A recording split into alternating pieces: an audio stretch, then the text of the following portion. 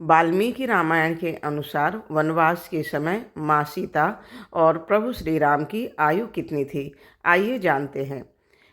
सीता का रावण को अपना और अपने पति का परिचय देकर वन में आने का कारण बताना, रावण का उन्हें अपनी पटरानी बनाने की इच्छा प्रकट करना और माँ सीता का उसे फटकारना। सीता को हरने की इच्छा से परिव्राजक यानी कि सन्यासी का रूप धारण करके आए हुए रावण ने उस समय जब विदेह राजकुमारी से इस प्रकार पूछा, तब उन्होंने स्वयं ही अपना परिचय दिया।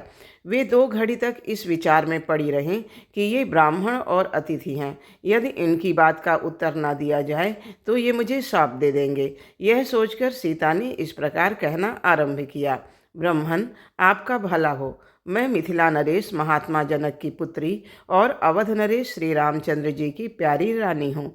मेरा नाम सीता है। विवाह के बाद 12 वर्षों तक इक्ष्वाकुवंशी महाराज दशरथ के महल में रहकर मैंने अपने पति के साथ सभी मानवोचित भोग भोगे हैं। मैं वहाँ सदा मनोवांछित सुख सुविधाओं से संपन्न रही हूँ। 13वें वर्ष के प्रारंभ में सामर्थ्यशाली महाराज दशरथ ने राजमंत्रियों से मिलकर सलाह की और श्री रामचंद्र जी का युवराज पद पर अभिषेक करने का निश्चय किया। जब श्री रघुनाथ जी के राज्याभिषेक की सामग्री जुटाई जाने लगी, उस समय मेरी सास कैकेयी ने अपने पति से वर मांगा। कैकेयी ने मेरे ससुर को अपने पुण्य की शपथ दिलाकर वचनबद्ध कर लिया और फिर अपने सत्य प्रतिज्ञ पति उन राज शिरोमणि से 2 वर मांगे, मेरे पति के लिए वनवास और भरत के लिए राज्याभिषेक। कैकेयी हठपूर्वक कहने लगी, यदि आज श्री राम का अभिषेक किया गया तो मैं ना तो खाऊंगी, ना पीऊंगी और ना कभी सोऊंगी ही। यही मेरे जीवन का अंत होगा। ऐसी बात कहती हुई कैकेयी से मेरे ससुर महाराज दशरथ ने यह याचना की कि तुम सब प्रकार की उत्तम वस्तुएं ले लो, किंतु श्री राम के अभिषेक में विघ्न ना डालो।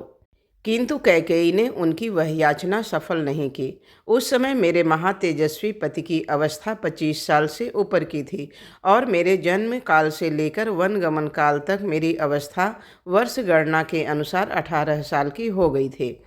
श्री राम जगत में सत्यवादी, सुशील और पवित्र रूप से विख्यात हैं। उनके नेत्र बड़े बड़े और भुजाएं विशाल हैं। वे समस्त प्राणियों के हित में तत्पर रहते हैं। इसी तरह की और जानकारी के लिए वीडियो को लाइक करें, सब्सक्राइब करें, शेयर करें। धन्यवाद।